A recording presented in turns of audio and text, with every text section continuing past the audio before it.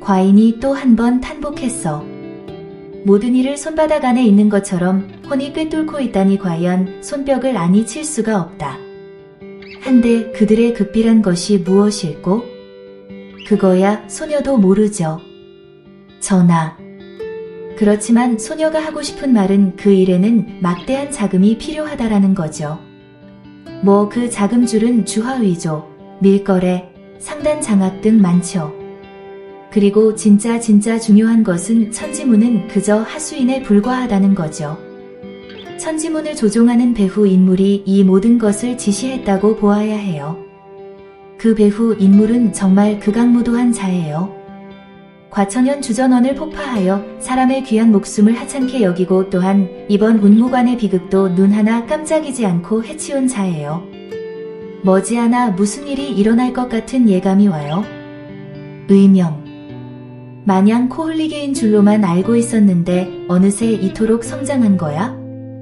하루속히 기와집, 약방, 선전을 급습하여 배후를 캐야겠어. 의명의 말을 들으니 막혔던 혈이 뚫린 것처럼 통쾌하군.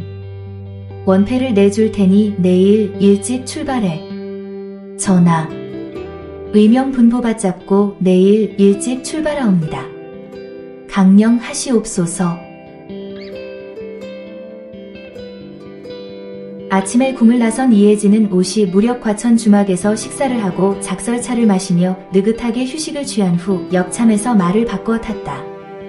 서두를 필요가 전혀 없었기에 천천히 말을 몰았다. 저녁 무렵 이혜진은 진위읍내로 통하는 고갯길에 접어들었다. 이 고개를 넘어 진위에서 하룻밤을 보낼 심산이었다. 고개를 거의 다 올라갔을 때 맞은편에서 등짐을 짊어진 10여 명이 소란스럽게 떠들며 힘겹게 걸어오고 있었다. 아마도 보부상들 같았다. 이들은 혼자 말을 타고 가는 이혜진을 신기한 듯 바라보더니 누가 먼저라 할 것 없이 좁을 고갯길을 막아섰다. 그중 한 명이 말했다. 어느 양반집 규수인지는 모르나 혼자서 고개를 넘다니 간덩이가 부어도 단단히 부었군 그래. 이봐. 낭자. 우리가 먼 데서 오다 보니 발이 좀 아파서 그러니 그 말을 우리에게 양보하지. 그러면 곱게 보내주겠다. 호. 그러시오. 먼 데서 왔다니 어디에서 오는 길이며 너희들은 누구냐? 순순히 대답해준다면 본 낭자가 고려해보겠다. 하하하. 우리하고 협상하겠다. 좋지 좋아. 우리는 보부상들로서 아산에서 아침에 출발하여 여태껏 걸어오는 중이다. 낭자 말에 대답했으니 말에서 내려라. 이혜진은 생각했다. 이들은 보부상들은 아니다. 보부상들은 하루 100리를 걸어도 끄떡없어. 그런데 그깟 하루를 걸었다고 모두 제대로 걷지도 못하다니 그렇다면 보부상으로 변복했다는 얘기가 되는데. 아산에서 왔다면 혹시 선무문 제자들? 운무관을 잿더미로 만들고 올라가는 길이라면 말이 되는데. 이혜진은 이들을 떠보기로 했다. 거짓없이 대답했다면 당연히 줄 것이나 너희는 지금 거짓말을 하고 있음이야. 정말 보부상이 맞느냐? 보부상을 보부상이라고 말하는데 무엇이 거짓이란 말이냐? 오늘 아산에서 출발했다면 어제 아산에서 장사를 마치고 숙박했을 터 숙박한 곳이 어디더냐? 어디긴 어디야. 당연히 주막이지. 그게 바로 너희가 보부상이 아니라는 것을 스스로 증명한 것이다.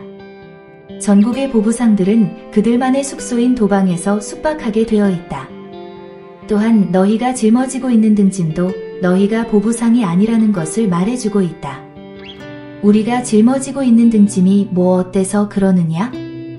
아산현 5일장에서 물건을 팔았다면 많이 팔지 못했다 해도 반 정도는 팔았을 터. 그런데 너희는 등짐마다 물건들로 가득 차 있지 않느냐?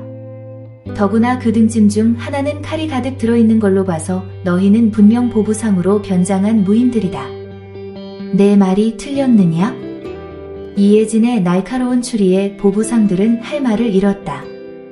그저 아무것도 모르는 시골 양반댁 규수이거니 생각했는데 지금 자기들의 정체를 파악하고 있지 않은가?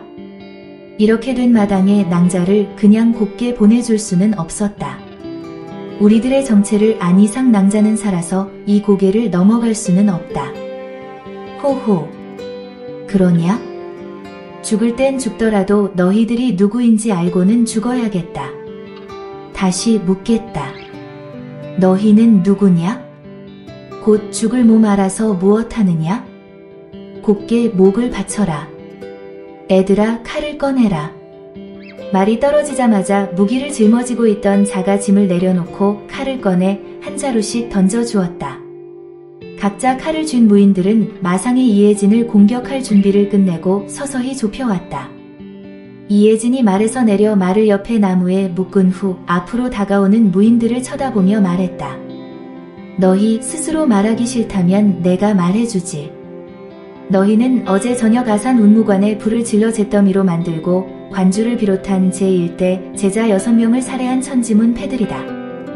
맞지 않느냐? 이 말에 이들은 모두 놀라 가슴이 철렁 내려앉았다. 간신히 놀란 가슴을 진정시키며 이들 중 한 명이 말했다. 우리가 천지문이라는 것을 안 이상 더더욱 낭자를 살려줄 수 없으니 우리가 매정하다 원망하지 마라. 말이 끝나자마자 전원이 이해진을 향해 공격해왔다. 1대10의 싸움. 더구나 이들은 천지문의 고수들이었다. 어려운 싸움이 될 것을 이해진은 예상했다. 우호법. 무기를 짊어지고 있던 젊은 자가 우호법이라는 자에게 말했다. 모두들 제자리에 멈추었다. 낭자 혼자를 상대하는데 여럿이 공격하는 건 체면이 서지 않는 일입니다. 저 혼자로 충분합니다. 하며 앞으로 나왔다. 우호법이 말했다. 사제 말이 맞네.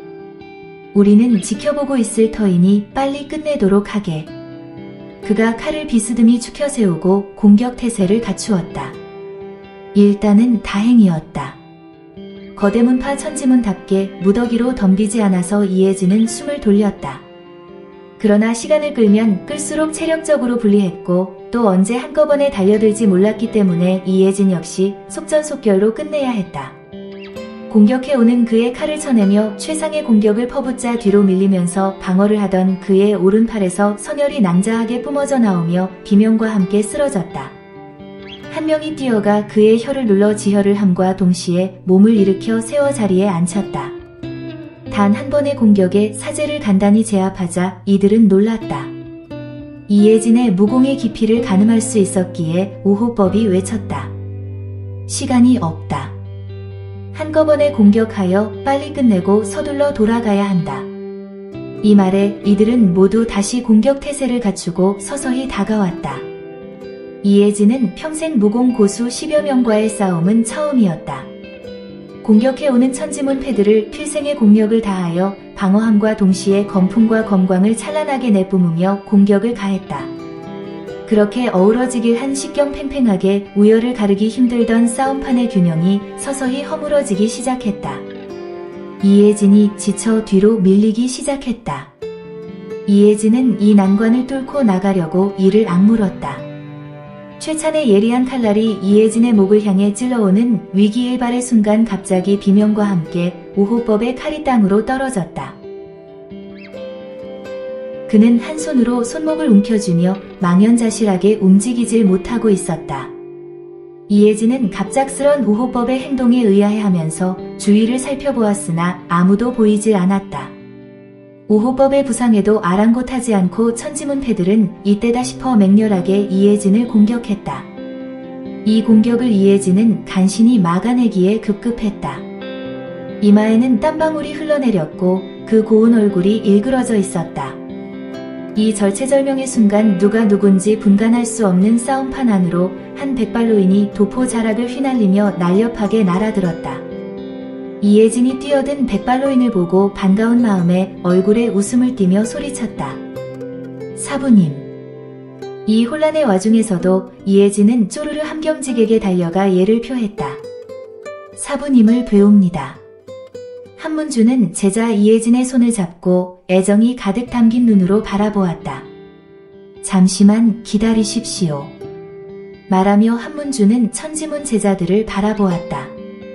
난데없는 백발로인의 출현에 당황한 천지문 패들은 긴장하지 않을 수 없었다. 낭자와도 어려운 싸움을 이어가고 있었는데 그녀의 사부란이 아연실색했다. 한문주가 그들에게 말했다. 노부가 한 수 가르침을 받겠소이다. 라며 양손을 운용했다. 당금 강호에서 우뚝 솟아있는 거목인 선운문 관주 함경직은 가히 강호의 태산복도 같은 존재였다. 그의 무공은 가공할 승용장을 필두로 상대를 눈이 부시게 만드는 화려한 검광과 손바닥에서 나오는 장풍이 칼날을 타고 흐르면서 그 바람의 세기가 배가 되는 검풍을 자유자재로 천변만화하게 구사하는 것이었다. 천지문 패들이 일시에 공격해왔다. 한문주의 두 손이 허공을 교차하면서 한 번 힘차게 뻗어 장풍을 뿌리자 천지문 제자 9명은 뒤로 밀려나면서 넘어지지 않으려고 안간힘을 다하고 있었다. 그나마 천지문의 고수들이었기에 쉽사리 넘어지지 않고 있음이었다. 다시 한문주의 제2식이 세차게 뿜어져 나오자 애써 버티던 그들은 모두 멀리 날아가 나뒹굴었다. 그들에게 한문주가 호통을 쳤다. 오늘은 노부가 제자를 만난 기쁨으로 너희를 그냥 보내줄 터이니 가거라. 천지문 패들은 얼굴이 새파랗게 질린 채 찍소리도 못하고 겨우 일어나 도망가기에 바빴다. 아이, 사부님. 한 명이라도 생포해야 해요. 공주마마. 사필 귀정입니다. 다 보내주어도 언젠간 밝혀지게 마련입니다. 이혜진은 알았다는 듯 눈을 한번 찡긋하고는 한문주의 팔을 잡았다. 사부님. 어쩐 일이세요? 제자 오늘 죽는 줄 알았어요. 어쩜 제때에 딱 맞춰 오셨을까요? 공주마마. 5년 만에 뵙는군요. 그간 무공이 일취월장 하셨고요. 눈이 부셔 하마터면 눈이 멀 뻔했습니다. 아이 참 부끄러워요. 근데 참 사부님 자꾸 공주마마 하실래요? 의명이라 부르기로 했잖아요. 사부님답지 않아요. 허허허. 의명. 사부 한양으로 올라가는 길이었어요.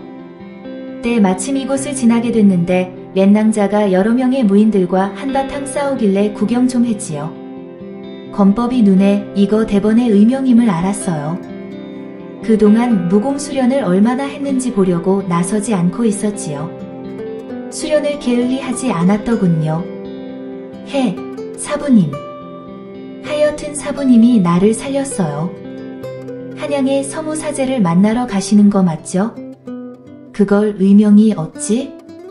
훌륭한 제자를 거두셨어요. 강호에서 우연히 만나 잠시 함께 다니며 사건도 하나 해결한 거려.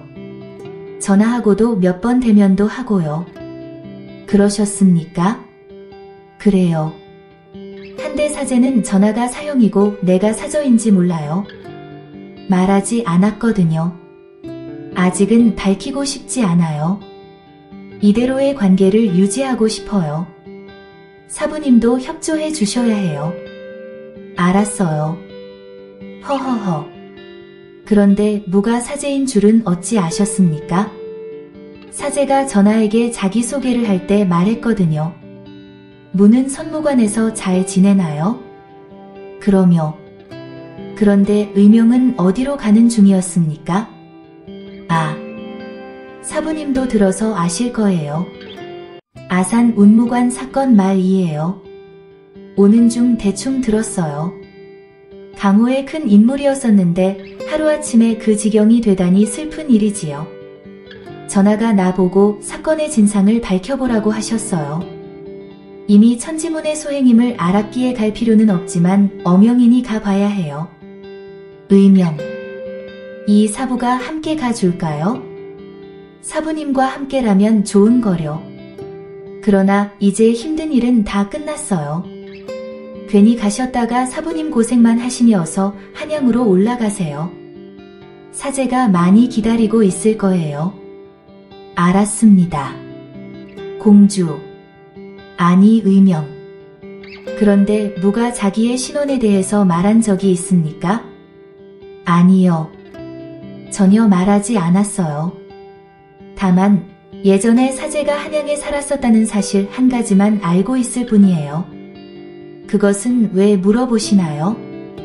아닙니다. 나중에 말씀드리겠습니다. 그럼 의면, 몸 보증하고 매사 신중히 처리하세요. 명심하겠습니다. 사부님도 역시 보증하시고 조심히 올라가세요.